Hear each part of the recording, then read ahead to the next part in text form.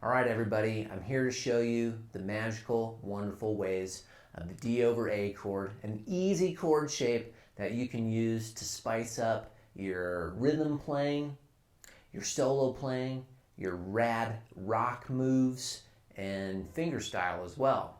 So let's show you what the chord is first. I bar my A chord. So I put my index finger across strings 2, 3, and 4, and I use the open A string, right? So I don't really play the high string closest to my feet. Now a D over A chord, I add my middle finger to the 3rd fret B string and my ring finger to the 4th fret D string. Right, so that's the shape there.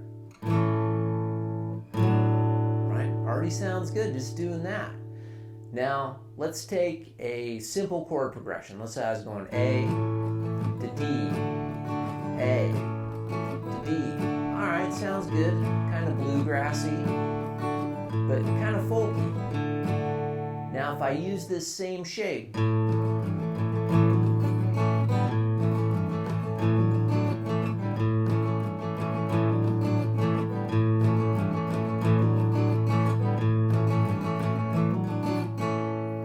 gives it a little bit more heft, a little bit more interest. That voicing kind of sounds cooler with that A chord. And then you've got the intro to Jessica by the Allman Brothers. Right? So there's one cool example you could use. Now let's say we did some rock moves, and here's a Jimmy Page example.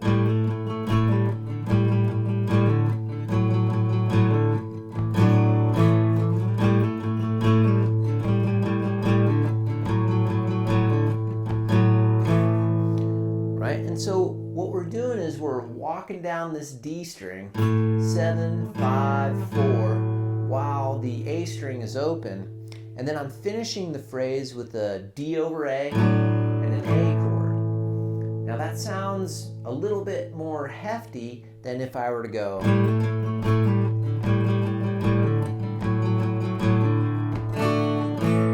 Right? It just doesn't have the same weight to it. So that's another good example of using it in some of your rock phrasing or rock rhythm playing. Let's take the Stones for example. Let's take this A chord and let's move it up. A sharp, B, C.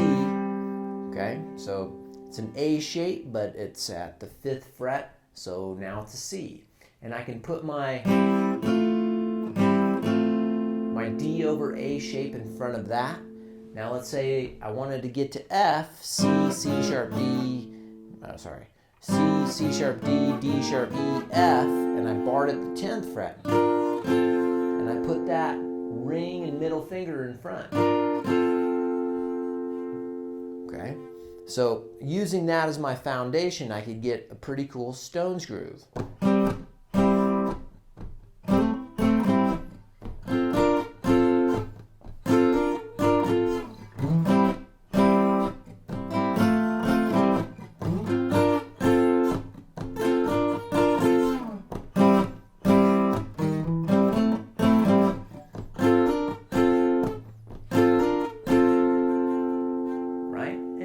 You don't even have to be in open G, and you can still get some Stones-esque kind of licks just with that A shape and that D over A shape.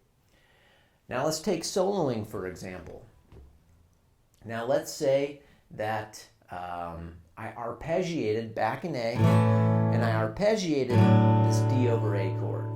So meaning that I played the single notes of the chord, and maybe I'll kind of make it more with solo technique by sliding into the 4th fret on the D string, 2nd fret on the G string, 3rd fret on the B string.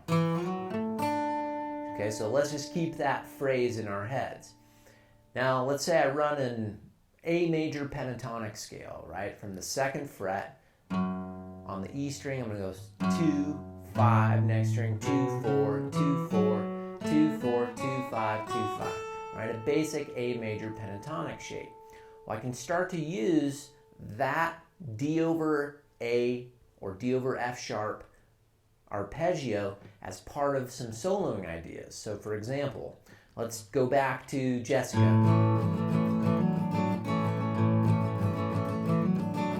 So that's kind of our groove, right? So I could come up with phrases.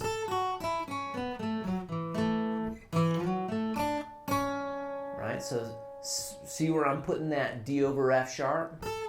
All A major pentatonic, then I do that arpeggio, and then resolve on the 2nd fret of the B string. Right? Just a simple thing to do by incorporating that D over A chord. Right? And I could use this same D over F sharp or D over A idea for fingerstyle too. So let's say I was going from an A, D,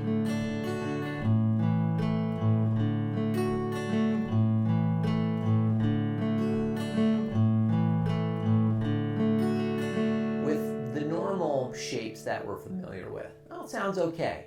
But if I put that D over F sharp in front of it,